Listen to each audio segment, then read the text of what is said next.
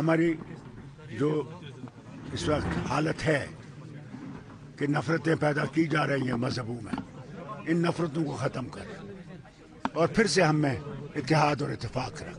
जितना मुझसे मांगा गया मैंने मांगा अल्लाह से कि रहम कर, इन मुश्किलों से हमें निजात दे, और जो इस पे लगे हुए हैं कि नफ़रतें बढ़ाई जाएं, अल्लाह उनके इन रास्तों को बंद कर। जो सिक्योरिटी काउंसिल के हिदायतें थीं उन पे इजराइल को काम करना चाहिए और वहाँ सीज फायर करना चाहिए। तो मुसलमान को समंदर में नहीं फेंक सकते। 24 करोड़ मुसलमानों कहाँ फेंकेंगे? इसलिए मुसलमानों के साथ भी बराबर का सलूक कीजिए। मैंने जनाब जितना मुझसे हो सका मैंने दुआ मांगी अल्लाह के सामने, दरबार के सामने, नबी करीम सल्लल्लाहु अलैहि वसल्लम के दरबार के सामने कि अल्लाह हमारी मुश्किलात को आसान कर, हमारे लोगों को भाईचारे में रख।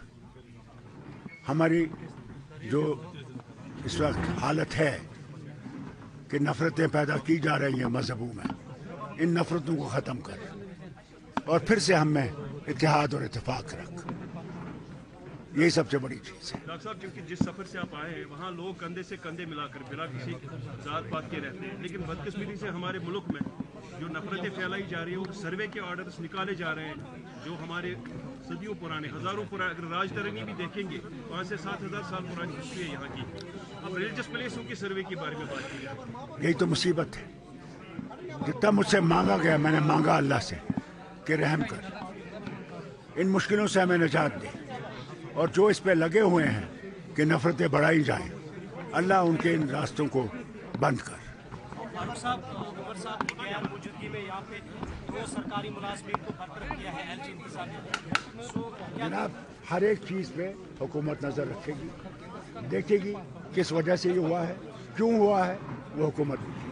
डॉक्टर साहब, जो सीज फायर हुआ है लेबनान और इजराइल में, इस तरह की उम्मीद रखेंगे एक इम्पैक्ट पड़ेगा? देखिए ये एक अच्छा कदम है कि इजराइल और लेबनान में सीज फायर हुआ, मगर बहुत ज़रूरत है कि जो गाज़ा में आज भी हमले हो रहे हैं, जिसमें अमेरिका और इजराइल मिल के कर रहा है, शाम पे, ईरान पे, ये ख़तरनाक चीज़ है और इसके लिए भी इनको सीज फायर फ़ौरन करना चाहिए। आपने डिबेट सुनी होगी सिक्योरिटी काउंसिल में जो हुई, और अगर उस सिक्योरिटी काउंसिल का कोई मकसद है, जो सिक्योरिटी काउंसिल के हिदायतें थीं उन पे इजराइल को काम करना चाहिए और वहाँ सीज फायर करना चाहिए, और जो ह्यूमनिटेरियन एड है उसको आने देना चाहिए उन इलाकों में। संभल जैसा वाक़ा जब यहाँ हिंदुस्तान में होता है और साथ में एक मुक़द्दस दरगाह जो है अजमेर शरीफ, उस पर भी सवालिया निशान खड़े हो जाते हैं, तो एक मुसलमान अनसेफ फील कर रहा है इस टाइम अपने ही मुल्क में। ज़रूर, इसमें कोई दो राय नहीं है, अनसेफ कर रहा है, मगर इसको मैं हुकूमत हिंदुस्तान से कहूँगा इसको बंद करो, क्योंकि मुसलमान को समंदर में नहीं फेंक सकते। 24 करोड़ मुसलमानों कहाँ फेंकेंगे?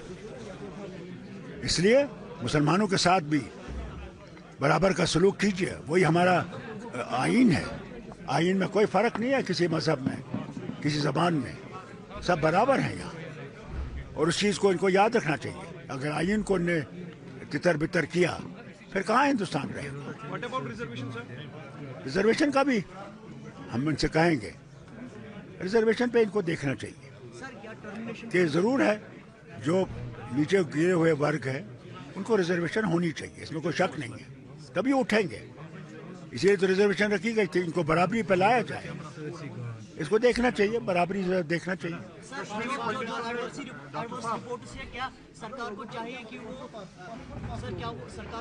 कि वो जो एलजी एडमिनिस्ट्रेशन है उनसे एक रिपोर्ट मांगे कि कितने लोगों के एडवाइजरी रिपोर्ट्स हैं, किन किन को अभी नौकरी से बाहर निकालने का उनने आपका प्रयास किया? ये सवाल आपको हुकूमत से करना चाहिए, उमर साहब से करना चाहिए। मुलाजमों को निकाला गया है 2 जो सरकारी, यह मैंने सुना अभी, उस पर भी हुकूमत देखेगी किन वजहों से निकाला गया, क्या वजह है। ये कोई ऐसे नहीं निकाल सकते हैं, इसलिए देखा जाएगा इंशाअल्लाह।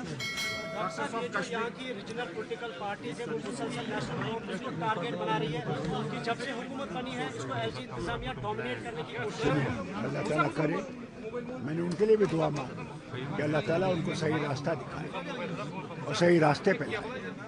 हम लोगों के मसले बराबर हैं, उसमें इनको भी मदद करनी चाहिए। तनकीद से कोई चीज़ फैसला नहीं होता है। तनकीद सिर्फ तनकीद करने के लिए कि अपने आप को बनाने के लिए, वो सही नहीं है, वो रास्ता गलत है। any process for Kashmiri Pandits? Kashmiri पंडित समाज ने एक सोसाइटी बनाई है जिसमें उन्होंने केंद्र सरकार को एक लेटर लिखी है, उसमें कहा कि हमें फ्री कंसेशन पे जमीन दिया जाए, हम वापस लौटेंगे कश्मीर। तो क्या कहेंगे?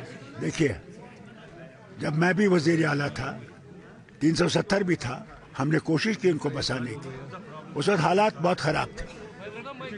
कौन रोकता है कश्मीरी पंडित को यहाँ आने से? यहाँ जितनी भी जमातें हैं उनने कहा इनको आइए, घर आइए, उनका फैसला है आएंगे कब आएंगे, ये उनका फैसला है, ये हमारा फैसला नहीं है।